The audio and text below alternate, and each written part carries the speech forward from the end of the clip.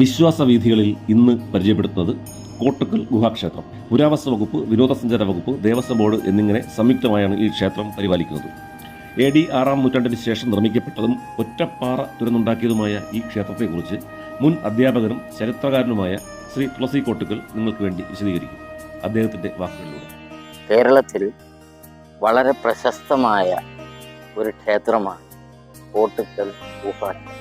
ഈ ക്ഷേത്രത്തിൻ്റെ പേര് കോട്ടക്കൽ കൽത്തൃക്കോവിൽ മഹാദേവ ക്ഷേത്രം, എഴുത്തുകുത്തല്ല. എന്നാൽ നാട്ടുകാരും ജനവും അറിയപ്പെടുന്ന ക്ഷേത്രത്തിന് കോട്ടക്കൽ ഗുഹാക്ഷേത്രം. കോട്ടക്കൽ എന്ന വാക്ക് ഈ ഗുഹാക്ഷേത്രവുമായി ബന്ധപ്പെട്ട കോട്ടുക്കൽ ആ വാക്ക് തിരിയുമ്പോൾ കല്ല് കോട്ടിയ സ്ഥലം എന്നാണ്. കല്ല് കോട്ടിയ സ്ഥലം എന്ന് പറഞ്ഞാൽ കല്ലുകൾ കൊണ്ട് അല്ലെങ്കിൽ കല്ലുകൊണ്ട് ഒരു ഗുഹയുണ്ടാക്കി അവിടം കൊണ്ട് നാട് പ്രശസ്തമായി. അങ്ങനെ ഈ ഗുഹാക്ഷേത്രവുമായി ബന്ധപ്പെട്ടാണ് കോട്ടക്കൽ എന്ന പേര് തന്നെ ഉണ്ടായത്. വളരെയധികം പ്രാചീനത അവകാശപ്പെടാൻ കഴിയുന്ന ചരിത്രകാരന്മാരും മറ്റ് ഗവേഷകരും പറഞ്ഞിട്ടുള്ള ഒന്നാണ് കോട്ടക്കൽ. നമ്മൾ ദൂരെ നിന്ന് നോക്കിയാൽ, എവിടെ നിന്ന് നോക്കിയാലും, വയലിൻ്റെ ഏത് ഭാഗത്തു നിന്ന് നോക്കിയാലും ഒരു ആന കിടക്കുന്നത് പോലെയാണ് ഈ പാറ തോന്നിക്കുന്നത്. AD 4-ാം നൂറ്റാണ്ടിൽ തമിഴ്നാട്ടിലുള്ള മഹാബലിപുരത്താണ് ഇത്തരത്തിലുള്ള ക്ഷേത്രങ്ങൾ അധികമായി ഉണ്ടായിരുന്നു. ഈ കോട്ടക്കൽ എന്ന് പറയുന്ന സ്ഥലത്തും ഈ മഹാബലിപുരം എന്ന തമിഴ്നാട്ടിലേക്ക് എത്തുവാൻ 10-30 കിലോമീറ്റർ കാൽനടയായി വനത്തിലൂടെ സഞ്ചരിച്ചാൽ മതിയാകും.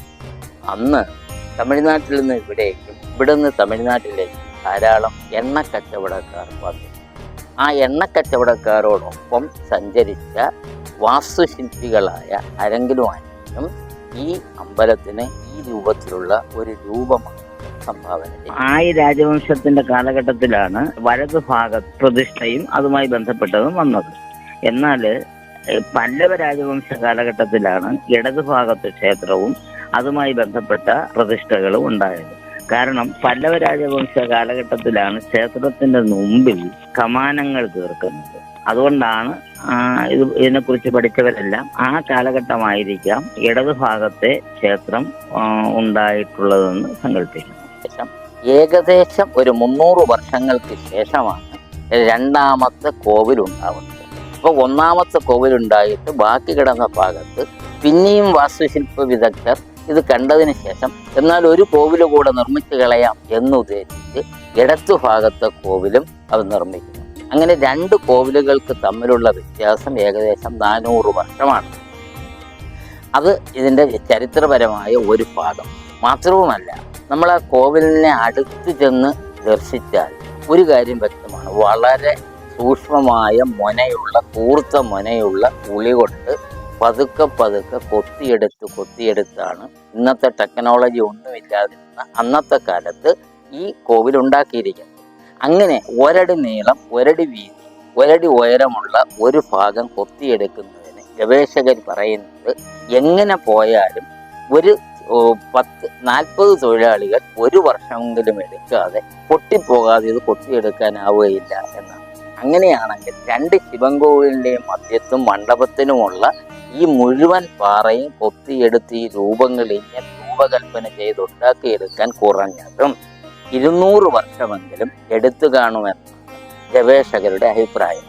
അങ്ങനെയാണെങ്കിൽ ഇത് തുടങ്ങിയ വാസ്തുശില്പിയുടെ 3ാമത്തെ തലമുറയായിരിക്കും ഇത് പൂർണ്ണമാക്കിയിട്ടുള്ളവർ. ഇപ്പോൾ ഈ ഗുഹാക്ഷേത്രം നിൽക്കുന്നത്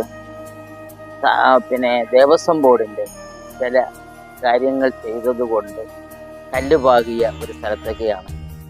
ആദ്യകാലത്ത്, അതായത് 30 വർഷങ്ങൾക്കപ്പുറം കേവലം വയലിൻ്റെ നടുക്കായിരുന്നു ചുറ്റും വയലായി. ആ വയലിൻ്റെ മധ്യത്തുകൂടെ വരമ്പിലൂടെ നടന്നാണ് ക്ഷേത്രത്തിൻ്റെ മുമ്പിൽ ആളുകൾ വന്നിട്ടുണ്ട്. 2 മുറികളുള്ള ഒരു ക്ഷേത്രമാണ് കോട്ടക്കൽ ഗുഹാക്ഷേത്രം. ഈ 2 മുറികളുടെ മധ്യത്തായിട്ട് പ്രധാന പ്രതിഷ്ഠയിലൊന്നായ ഗണപതിയുടെ പ്രതിഷ്ഠ. എന്നാൽ ഈ 2 മുറികളിൽ വലത്തുഭാഗത്ത് കാണുന്ന മുറി, ഇടത്തുഭാഗത്ത് കാണുന്ന തുല്യമായ അളവുള്ളതാണ്. അതായത് 8 മീറ്റർ വീതിയും 10 മീറ്റർ നീളവും ഉള്ള ഏതാണ്ട് 80 സ്ക്വയർ മീറ്ററുള്ള 2 മുറികളാണ് ഇരുവശത്തും ഉള്ളത്. ഈ 2 മുറി വലത്തെ ഭാഗത്തെ മുറിയിലേക്ക് നമ്മൾ കണ്ണോടിച്ചാൽ അല്ലെങ്കിൽ വലത്ത് ഭാഗത്തെ മുറിയുടെ ഒത്ത മധ്യത്തിൽ ഒരു ശിവലിംഗ രൂപം നമുക്ക് കാണാൻ കഴിയും. ഈ ശിവലിംഗം പ്രതിഷ്ഠിച്ചതല്ല എന്നതാണ് അതിൻ്റെ ഏറ്റവും വലിയ പ്രത്യേകത. അതിനകത്തുള്ള കല്ല് കൊത്തി ഇളക്കി കളഞ്ഞതിന് ശേഷം ശിവരൂപം അവിടെ കൊത്തിയെടുത്ത് വച്ചിരിക്കുകയാണ്. AD 4-ാം നൂറ്റാണ്ടിൽ വലതുഭാഗത്ത് കിടന്ന മുറി ഉണ്ടായിട്ടുള്ളത് നമുക്ക് ഊഹിക്കാം. കാരണം അതിൻ്റെ മുൻപിൽ കാണുന്ന ഹനുമാൻ വിഗ്രഹം അതിന് ആധാരമായി ഗവേഷകർ കണ്ടെത്തിയിട്ടുള്ളത്. ഇനി മധ്യഭാഗത്തോട്ട് വന്ന ഒരു ഗണപതി പ്രതിഷ്ഠ ഉണ്ട്. ഞാൻ നേരത്തെ സൂചിപ്പിച്ചു. ഈ ഗണപതി പ്രതിഷ്ഠയും ഒരു ശിവപ്രതിഷ്ഠയും ഉണ്ടെങ്കിൽ, ഒരു നന്ദികേശ്വര പ്രതിഷ്ഠയും ഉണ്ടെങ്കിൽ അതൊരു പൂർണ്ണ ശിവൻ കോവിലാണെന്ന് ശിവപുരാണം പറയുന്നത്. ശിവതാന്ത്രികത്തിലും ഇങ്ങനെയാണ് പറയുന്നത്. അതായത് ഒരു നന്ദികേശ്വര പ്രതിഷ്ഠ മുൻപിലായി, ഒരു ഗണപതി പ്രതിഷ്ഠ ഇടത്തുഭാഗത്തായി, ഒരു ശിവന്റെ ശിവരൂപം എന്ന് പറയുന്ന ഒന്ന് മധ്യത്തായും വന്നു കഴിഞ്ഞാൽ തീർച്ചയായിട്ടും ഒരു പൂർണ്ണ ശിവൻ കോവിലാണ്. അങ്ങനെയുള്ള ശിവലിംഗം അടങ്ങിയ വലത്തുഭാഗത്ത് പൂർണ്ണ കോവിലിനും ഇടത്തുഭാഗത്തേക്ക് നമ്മൾ ഇടത്തുഭാഗത്തും ഇതേപോലെ വലിപ്പമുള്ള ഒരു മുറിയാണ് കാണുന്നത്. ആ മുറിയുടെ മുൻപിൽ ഒരു പ്രത്യേകതയുണ്ട്. ആ മുറിയുടെ മുൻപിൽ ഒരു മണ്ഡപം. മണ്ഡപത്തിന്റെ ഇടത്തുഭാഗത്തായിട്ട് ഒരു ഗണപതി പ്രതിഷ്ഠയും ഉണ്ട്.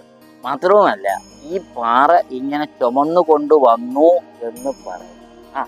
ചുമ്മാടുപാറ, ഭൂതഗണങ്ങൾ ചുമന്നു കൊണ്ടുവന്നു എന്ന് പറയുന്ന ചുമ്മാടുപാറ ഈ ശിവക്ഷേത്രത്തിന്റെ അല്ലെങ്കിൽ ഗണപതി ക്ഷേത്രത്തിൽ നിന്നും 500 മീറ്റർ താഴെയായി വയലിന്റെ മധ്യത്തിൽ ഇപ്പോഴുമുണ്ട്.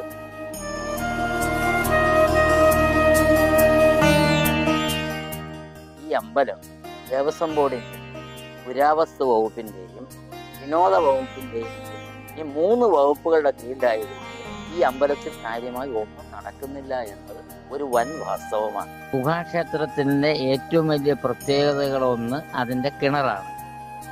ആ കിണറ് ഗുഹാക്ഷേത്രത്തിന് ചുറ്റുമുള്ള വയല് അല്പം താഴ്ത്തി നോക്കിയാൽ പാറയാണ്. അപ്പോൾ മുഴുവൻ പാറയാണ് അതിന് ചുറ്റും. എങ്കിലും ആ പാറയുടെ ഒരു ഭാഗത്തായിട്ട് 3 പാറകൾ ചേരുന്നിടത്താണ് ഈ കിണർ നിർമ്മിച്ചിരിക്കുന്നത്. കിണറിന്റെ അടിയിലേക്ക് പോകും തോറും വ്യാസം കുറഞ്ഞ് ആഴം എത്രയൊന്നും ഇതുവരെ ആർക്കും അറിയത്തില്ല. കാരണം അത്രയേറെ ജലം അതിനകത്തുണ്ട്, വെള്ളമുണ്ട്. ഏത് വേനലിലും വെള്ളം സമനിലയിൽ കിടക്കും. അവിടെ ശുദ്ധമായ ജലമാണ്. യാതൊരു വിധമായ അശുദ്ധിയും ആ വെള്ളത്തിലില്ല. അതാണ് ഗുഹാക്ഷേത്രത്തിന്റെ കിണറിന്റെ പ്രത്യേകത. ഉത്സവം ശിവരാത്രിക്കാണ്. സാധാരണ ശിവൻകോവിൽ ഉത്സവം നടക്കാറുള്ള ദിവസം തന്നെയാണ് കോട്ടുക്കൽ ഗുഹാക്ഷേത്രത്തിന് ഉത്സവം നടക്കുന്നത്. അത് ശിവരാത്രിക്കാണ്.